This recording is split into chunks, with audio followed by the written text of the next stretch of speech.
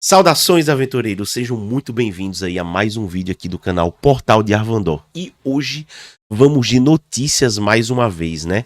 E New York Times a gente não poderia aí deixar de estar, não poderíamos ignorar uma notícia aí tamanha aí sobre o nosso hobbyzinho Dungeons and Dragons, que muitos canais imensos aí têm deixado aí de noticiar a respeito, têm ignorado, têm negligenciado por achar que não tem importância nenhuma. Mais uma vez eu quero agradecer, né, e recomendar para vocês o canal o The Clownfish, né, um canal aí excelente aí da gringa, que tem denunciado toda essa agenda woke aí de lacração lá nos Estados Unidos, e ele tem tido aí uma visão especial, até porque o dono lá do canal The Clownfish, ele jogava Dungeons and Dragons ali nas antigas, e ele não poderia aí deixar de estar noticiando coisas a respeito de Dungeons and Dragons, né? Então, antes da gente adentrar aí na notícia, eu peço a vocês que curtam este vídeo, deixem o seu like, tirem esse minutinho aí, para vocês não se esquecerem lá na frente, né? Nós temos feito um trabalho aí, temos buscado trazer as informações para vocês, coisas que quem é do ramo aí não fala, e quem é do RPG muitas vezes é até conivente com o que tá sendo feito aí com Dungeons and Dragons, né? Então curtam o vídeo, compartilhem para que mais pessoas possam conhecer o nosso trabalho, inscrevam-se caso não sejam inscritos, e vamos começar aí o nosso vídeo após a vinheta. Pois é, pessoal, então parece que as críticas feitas aí por nós da velha guarda, e principalmente pelos grandes nomes da velha guarda, como Robert J. Kuntz, incomodou, né? São tão pequenos, tão insignificantes, que incomodaram aí The New York Times. Vou trazer aqui a notícia aí para vocês, pra gente ler juntos. Eles colocaram, olha a capa da notícia, né? Colocaram aí notícia do dia 30, né? 30 de dezembro, por esse idiota aqui, Mark Tracy, né? Então você vê aí, colocaram uma capa imensa aí com uma partida aí de Dungeons and Dragons, certo? E ele colocou: D&D Dungeons and Dragons lança os dados com novas regras sobre identidade. Nem é tão nova assim, né? O D&D substituiu raça por espécie e divorciou vários traços de caráter de identidade biológica. Alguns jogadores de longa data estão chateados, assim como Elon Musk. Chateou Elon Musk, né? E daí, quando fracassa, a culpa é de quem? De quem não consumiu, claro, né? É evidente, certo? Essa notícia ela é um pouco comprida, eu vou tentar aí condensar aí para vocês, porque é muito revelador como eles estão tentando fazer aí contenção de danos após a merda que tem sido feita aí por anos em Dungeons and Dragons, né? Lá desde 2019, com essa porcaria aqui, ó, Tasha's Cauldron of Everything, essa porcaria aqui, eu tô com ele em mãos aqui, porque eu li esse livro e quando eles abordarem coisas que estão escritas nesse livro, eu vou desmentir aqui para vocês, ok? Eu tô com ele aqui em mãos. Comprei na época do lançamento, na pré-venda, essa porcaria aqui. E ainda por cima veio com uma pagininha aí rasgada, né? Veio com um probleminha aí de impressão que eu não vou achar aqui fácil para mostrar para vocês, né? Ali na orelha. E felizmente foi na orelha, mas eu comprei essa merda aqui na pré-venda e veio com defeito essa porcaria. Mas vamos continuar aqui, né? Importado da gringa, tá? Então olha só. Ao resolver isso aqui, vamos pular essa merda aqui, vamos logo pro assunto, né? É por isso que a primeira regra significativa do jogo muda em uma década. A primeira regra significativa é o quê? A raça, né, do personagem. Tem raça e classe, né? Que se tornou oficial neste outono ao comemorar o 50º aniversário, reverberando pela comunidade de Dungeons and Dragons e além. Eles geraram elogios e desdém nas mesas em todos os lugares. Eu não entendi o que é herangues. Deixa eu traduzir aqui pro português aqui. With YouTuber herangues, né? Também continuo sem entender. E postagens irritadas nas redes sociais de Elon Musk, né? Sentiram aí, né, a postagem de Elon Musk. Races, né, as raças, agora são espécies, né? Esse aqui foi um erro de tradução, né? Espécies é entre aspas. Alguns traços de caráter foram divorciados da identidade biológica. Pronto, essa parte aqui merece menção especial, né? Alguns traços de caráter foram divorciados da identidade biológica. Então deixa eu perguntar aí para você, meu caro Mark Tracy, né? Sabendo que Dungeons and Dragons é um negócio de ficção, né? É fantasia medieval, né? Aqui a gente não deveria estar trazendo aí biologia ou coisas do tipo. Não que eu não ache que questões biológicas não possam ser abordadas no jogo, né? Porque por ser um negócio de fantasia, a ciência e a magia ela se mistura, né? Mas deixa eu perguntar alguma coisa. O senhor já conheceu um leão vegano? O senhor já conheceu um leão vegano? Então não venha me dizer que traços biológicos não influenciam, porque a identidade de uma pessoa é sim diretamente influenciada pela sua biologia, coisa que vocês, identitários, querem mudar. Vocês querem mudar, né? Tratar como se a biologia não importasse, mas importam sim, certo? Vamos continuar porque é muito interessante aqui. Um anão da montanha não é inerentemente musculoso e resiliente, né? Um alto elfo não é mais inteligente ou hábil por definição. Isso daqui é uma das coisas mais imbecis que foram feitas aí, desde aqui, ó, do Caldeirão de Taxa. Desde aqui, Caldeirão de Taxa. Porque a biologia importa sim. A biologia importa e mesmo para vocês identitários, vocês não querem mudar as leis baseadas na biologia quando elas são desfavoráveis a você. Vocês não querem, por exemplo, que leis relacionadas à agressão contra a mulher seja tratada de forma igual com o homem. Vocês só querem no que é vantagem, né? E mesmo sabendo que o homem ele é mais forte fisicamente, vocês querem que a pessoa que fez a transição concorra ali nas Olimpíadas. Mas na hora da lei tratar de forma igual ali, na hora de prender, né, de tratar a agressão de forma igual, aí não, aí vocês não querem, né? Aí não é interessante para vocês, né? Agora falando diretamente sobre as regras de Dungeons and Dragons, né? Eu vou trazer até aqui o Notepad, né? Notepad, pronto, tá aqui Notepad.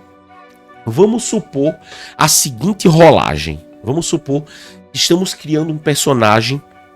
Tô desenhando aqui para vocês, né? Vamos supor que o cara tirou um 18, um 15, um 14, outro 14, um 11 e um 8. Beleza? Você vai criar o seu personagem, você fez as rolagens de dados e você tem esses números. Na hora de distribuir, o 18 você pode pôr em qualquer canto, independente da raça que você é. Se você é um anão, mago, você pode colocar o 18 ali na inteligência.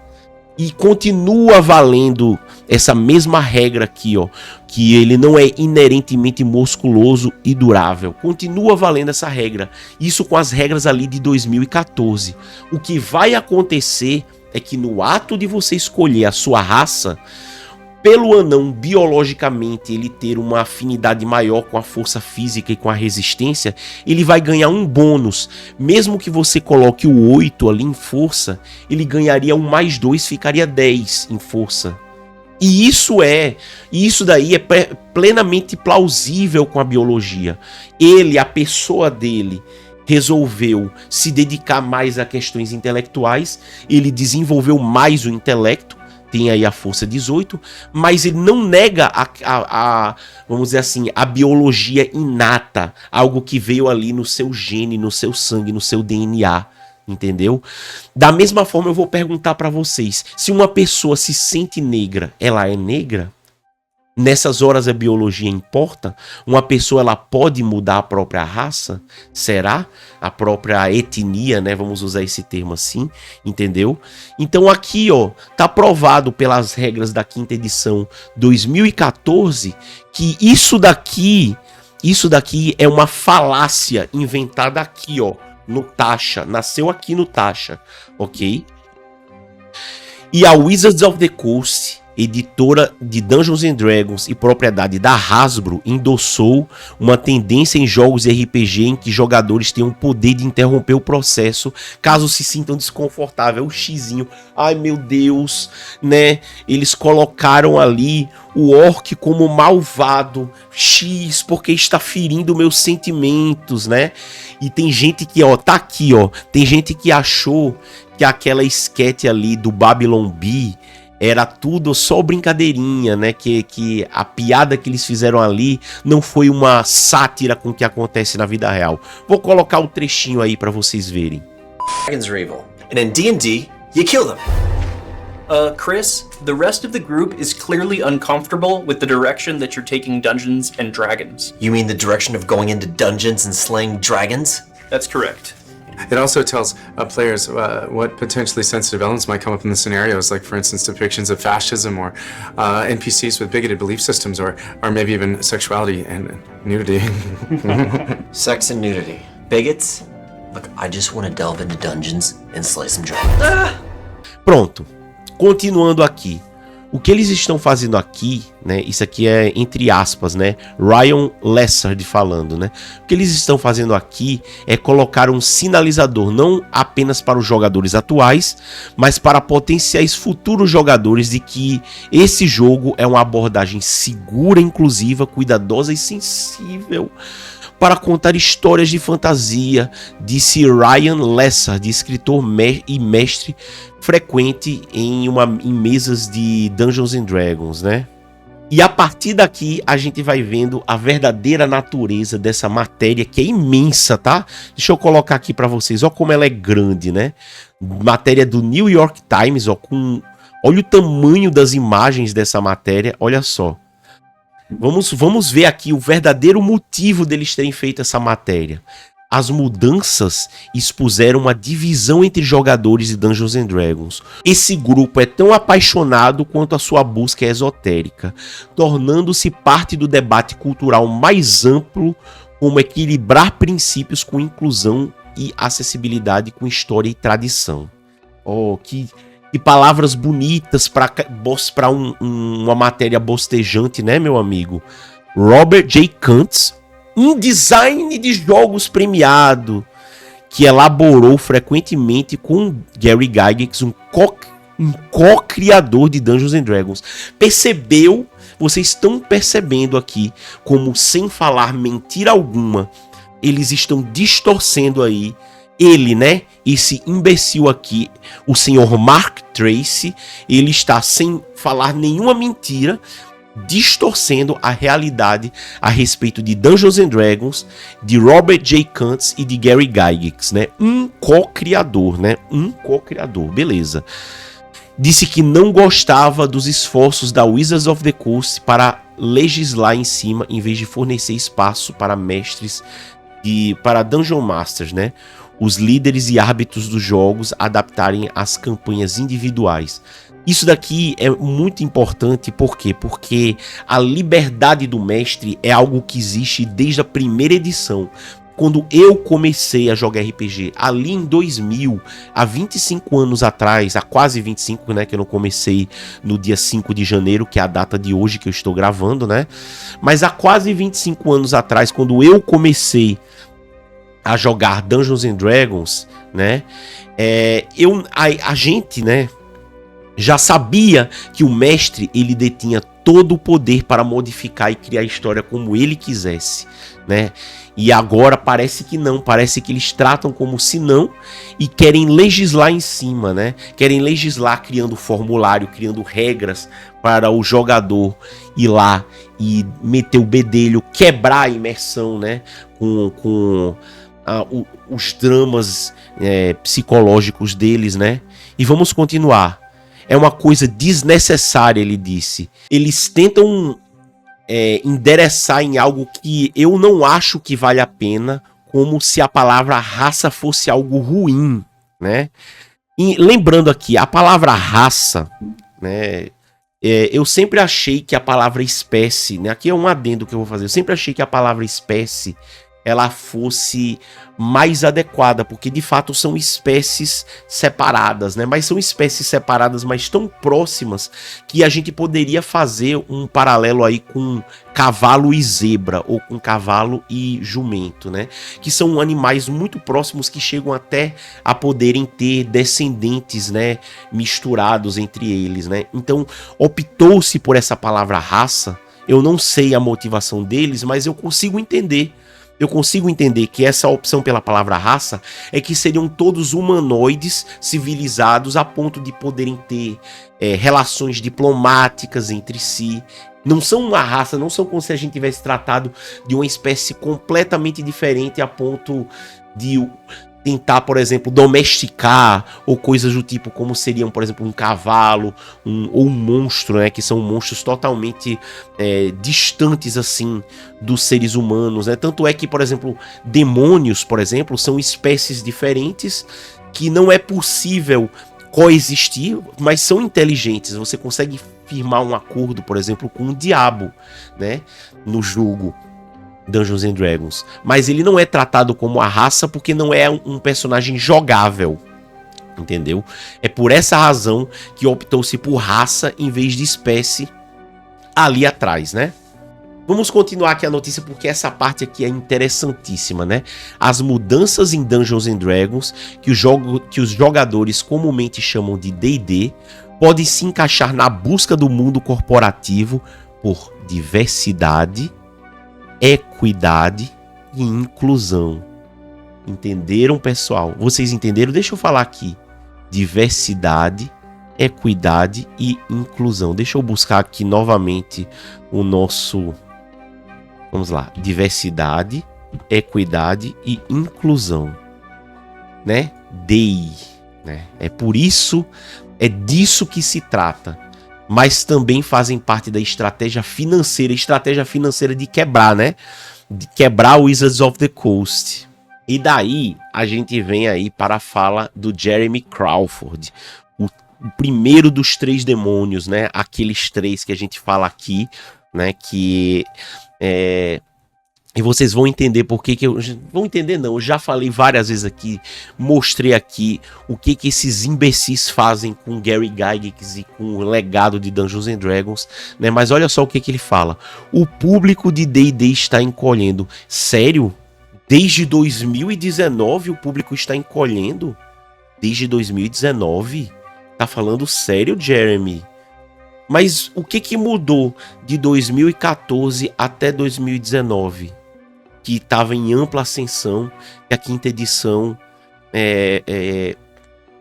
foi um estouro, foi o maior sucesso em anos, né? Consertou ali a 4ª edição, o fracasso que foi a 4ª edição, né? O que aconteceu de lá para cá? O que será que aconteceu que o público passou a encolher, né? Deixa eu colocar desse lado, né? Aqui, ó. Deixa eu tirar o microfone da frente, né? O que será que aconteceu que o público está encolhendo, né? Que ele estava crescendo ali em 2014 até 2018. O que aconteceu, Jeremy Crawford, né?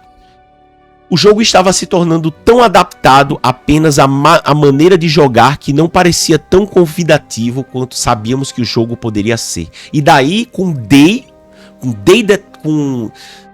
a agenda aí ESG, ele vai se tornar mais convidativo. Entendi, né? Entendi. Vamos continuar aqui, né? Vamos continuar aqui.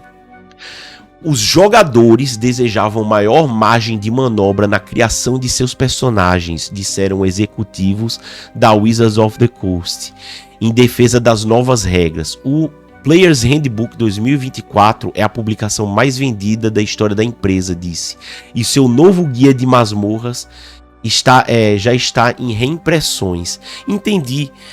O novo Player's Handbook já está em reimpressões. Um produto que foi fracasso de vendas no físico. Vou colocar notícias aí para vocês verem. A única forma de dizerem que é um sucesso de vendas é porque todas as vendas acontecem exclusivamente dentro do portal deles ali no D&D Beyond, e lá eles podem divulgar os números que eles bem quiserem, né? Lá é carésimo, né? Excluíram público como o público brasileiro, né? O dólar é algo que está cada vez mais inacessível para o brasileiro e é uma barreira para muitos países que não têm o poder de compra do público americano, certo? E lá eles podem divulgar os números que eles bem quiserem, né? Porque o produto é vendido exclusivamente digital e dentro da plataforma deles, sendo que a mídia física, o livro físico, hoje em dia é considerado um luxo, algo que eu falei a exaustão aqui nesse canal, né? A exaustão. E aí eles vão meter que é o mais vendido da história e que seu novo manual está em reimpressão. Meu Deus do céu, está em reimpressão.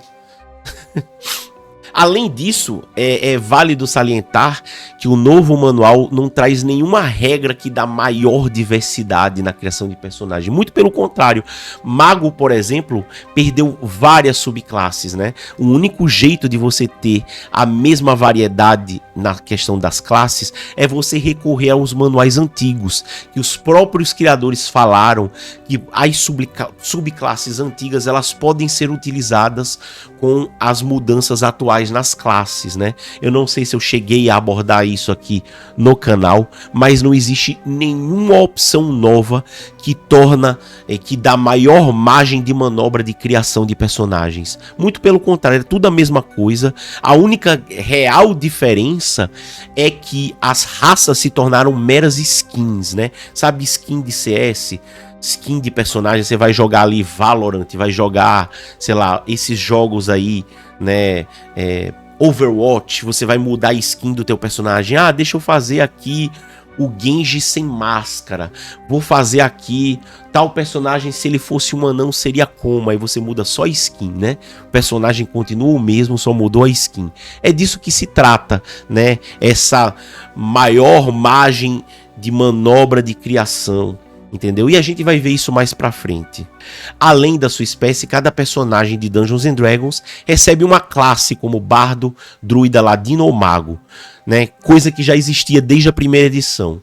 Durante as missões, as habilidades e as skills e abilities correspondentes dos personagens se manifestam de maneiras que podem complementar ou minar umas às outras, né? Isso aí tá falando aí, tá só enchendo linguiça, né? Esse imbecil.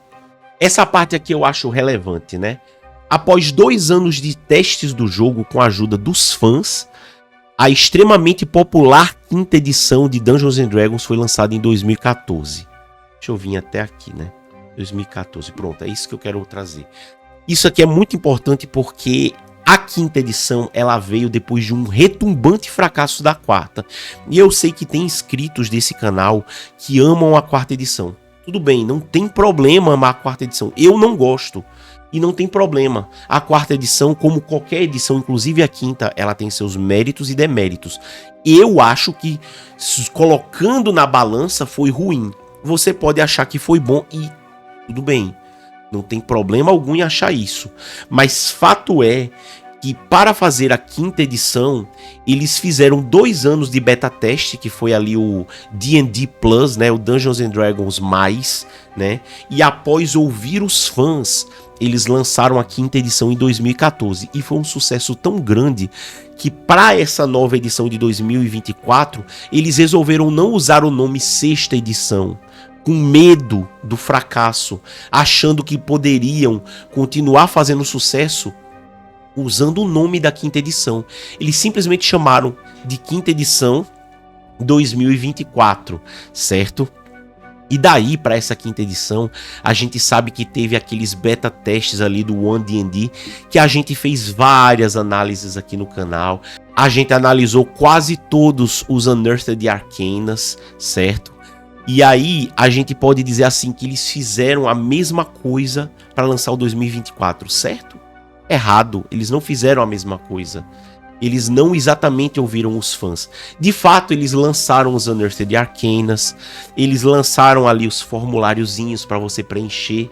Porém, as sugestões dos jogadores ali, que não iam contra as vacas sagradas deles, né, o que eles já haviam decidido que iria acontecer, com uma mudança de raça para espécie, com a retirada, né, das meia espécies ali, alegando racismo, né? Eles retiraram ali meio elfo e meio orc, porque seria racista a existência de meio elfos e meio orcs, né? Eles retiraram isso, então essa decisão eles mantiveram, a despeito do que o público disse, né? E obviamente que eles não divulgaram o resultado dos formulários, né? Por que será que eles não divulgaram, né? Não foi nada debatido em fórum, nada disso, né?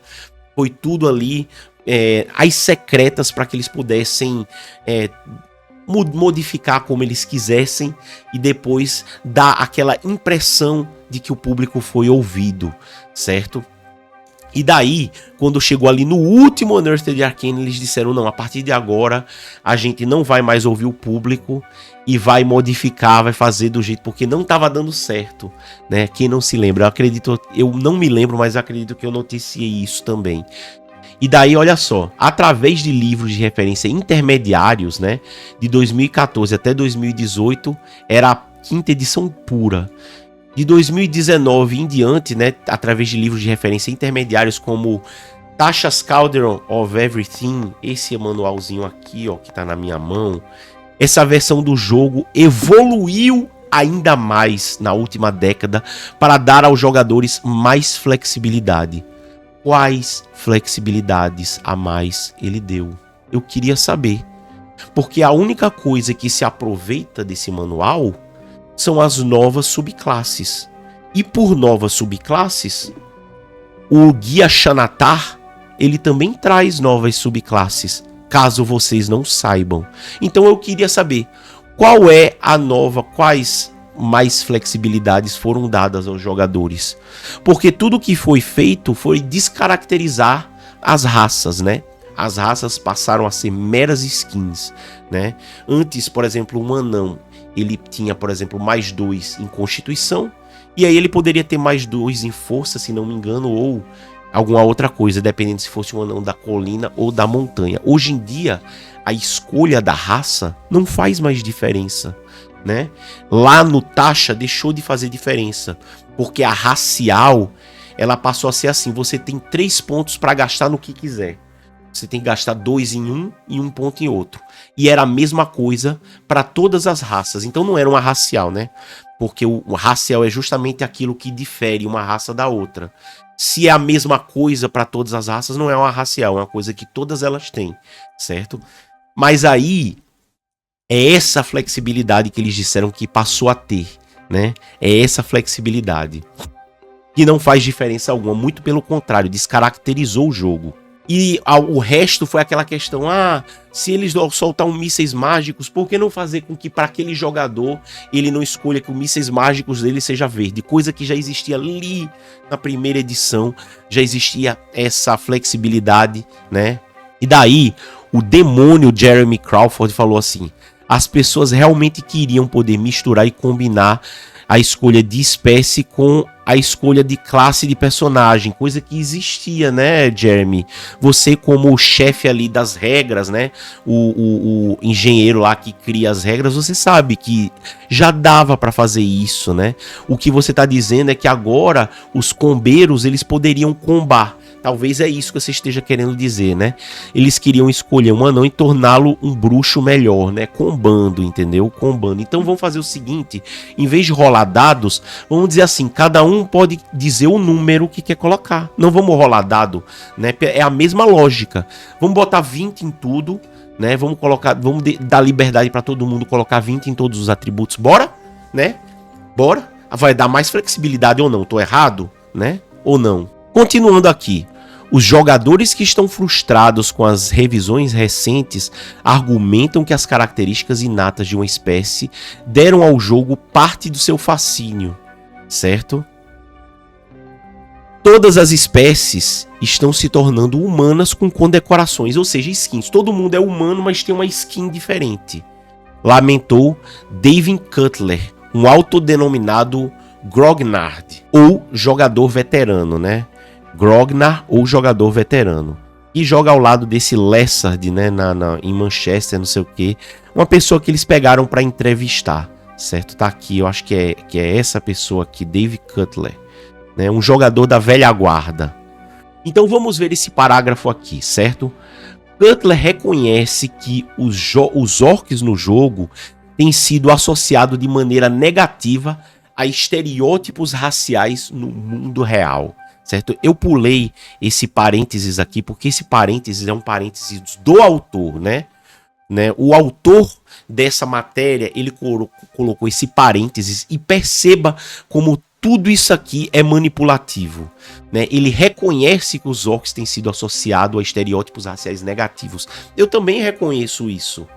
Mas eu não reconheço que eles foram criados para isso e que no jogo, originalmente, eles tinham essa conotação. O que eu reconheço e que o autor, né, que já vamos falar o nome dele novamente aqui, o que o autor está escondendo de vocês aí que estão lendo a matéria, é que essa associação é feita pelo Jeremy Crawford, pelo Jason Tondro, né, por todos esses, pelo Kenworth, né, que ele também, né, a trindade ali do mal, eles é que fazem essa associação negativa por questões ideológicas. Essa associação negativa tem sido feita pela própria Hasbro, pela própria Wizards of the Coast, né?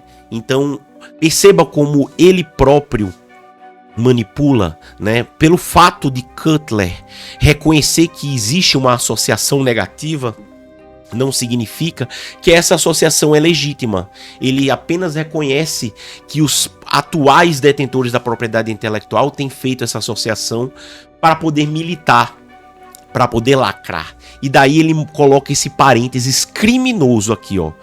A raça malevolente, de criaturas malevolentes e de pele negra desenvolvida por Tolkien, né? E Tolkien jamais fez essa associação dos orcs com seres da vida real, com africanos ou com qualquer coisa do tipo. Essa associação é de vocês, tá? É de vocês. E vou aqui mais uma vez lembrar o nome desse jornalista aqui, Mark Tracy, né, fazendo essas ilações criminosas diretamente ali a Gary Gygax e Dave Arneson, que foi quem criou o jogo, né? Mas ele diz que são características inatas. Tá vendo como ele distorceu? Ele apenas está confirmando algo que eu disse. Os orcs, eles são assim, inatos. Não tem nada a ver com o mundo real. Eles são inatos, porém ficcionais, certo? Eu vou traduzir de volta para o português aqui. Eles são inatos e, por mais fictícios que sejam, acumularam um significado autêntico ao longo das décadas. Que significado autêntico é esse ao longo das décadas? Significado que vocês colocaram ao longo dessa última década, né? Dessas 2 últimas décadas, talvez, que vocês quiseram colocar aí com a militância de vocês, porque nunca teve isso daí. E aí a gente vem para esse parágrafo também, que eu também acho interessante. Os críticos da nova terminologia acham que ela reflete uma concessão da Wizards a mudanças das normas culturais em detrimento da autenticidade da história de Dungeons & Dragons, certo? E não é apenas uma concessão. A Wizards of the Coast, ele participa dessas mudanças de normas culturais. Essas normas culturais que ele está falando aí, elas não são legítimas, elas são artificiais, minoritárias, não minoritárias no sentido de serem minorias, mas no sentido de ser parte de um grupo minoritário de ideólogos que é barulhento e que quer falar pelas pessoas normais e comuns do dia a dia, que não estão na mesma página deles, eles não falam pela sociedade, né? Isso daí eu achei importante a gente pontuar também.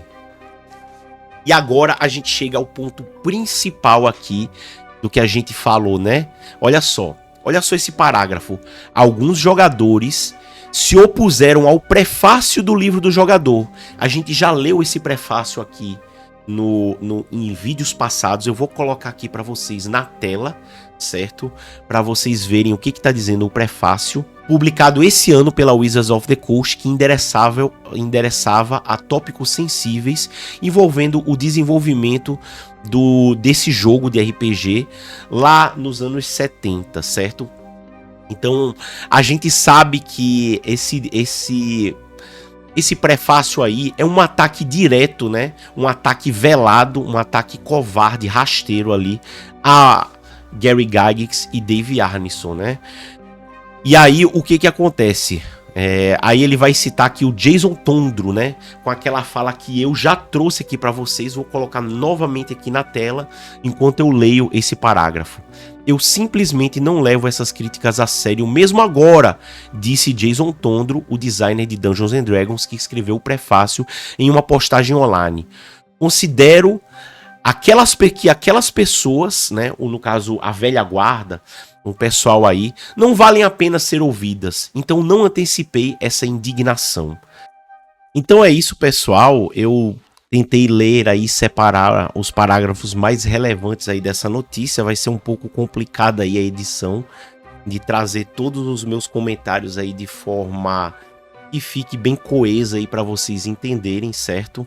Essa matéria, ela foi importante no sentido de que ela trouxe, de que ela resumiu aí muito do que tem acontecido aí no cenário de Dungeons & Dragons, mas obviamente, né, uma matéria completamente enviesada, né, o autor dela, o tal do Mark Tracy, né, um imbecil, totalmente enviesado, certo, e trouxe a matéria obviamente enviesada também, mas a gente vê aqui claramente que se trata de uma matéria com um objetivo claro de uma contenção de danos, porque a Wizards of the Coast e a Hasbro sentiram ali em outubro, novembro ali, quando o Grams, né, juntamente com o Elon Musk e o Robert J. Kuntz, tocaram na ferida ali da Hasbro, e eles estão sangrando até agora. Né? Se vocês acham que não fez diferença e que não e que eles não saíram feridos dessa história, vocês estão muito enganados, e agora eles estão tentando fazer a contenção de danos. Duvide muito dessa ideia de que a quinta edição 2024 foi um sucesso de vendas, porque muito provavelmente não foi, certo? E tá aí, né? A gente tá vendo aí que eles estão apelando a todo tipo de artifícios aí para poder conseguir lucrar alguma coisa, porque Dungeons & Dragons está cada vez mais afundando pelas decisões desses imbecis. Tomara que o Elon Musk compre logo essa empresa, né? Para que você vê, é só a gente ver aí o que aconteceu com o X, né? O quanto o X evoluiu de Twitter para X, como está agora, está muito melhor, né? Virou realmente uma rede social que é possível monetizar, que é possível aí postar conteúdo e não ficar apenas fazendo discussões infrutíferas, né? E é isso. Curtam o vídeo, comentem, compartilhem, certo? A gente vai ficando por aqui. Um forte abraço a todos, até a próxima aventura e falou!